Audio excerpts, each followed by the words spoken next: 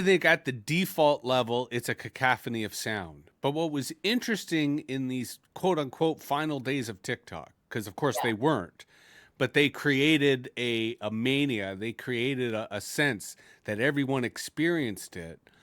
TikTok was giving them a rhythm. It was giving them a rhythm that, yes, in some cases they're literally dancing to, but in other cases, it speaks to why they're participating on the platform. Hmm. Because I was also thinking about, to your point, the cacophony and the birds of feather.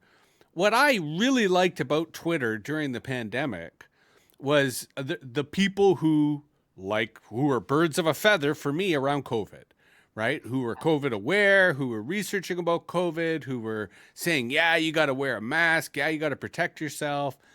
And there was a part of me that didn't want to leave Twitter because I didn't want to leave those people. But now I found them on Threads. So Threads has quickly figured out that I'm into COVID people. And I keep going back to Threads, even though it's actually a craptacular social media platform. But it's because it's giving me that birds of a feather. However, the rhythm of the Threads algorithm is terrible.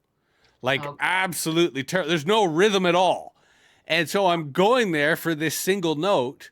But to your point, there's a lot of cacophony. So I'm positing that the social media I want, to go back to David's question, is one that has a lot of rhythm.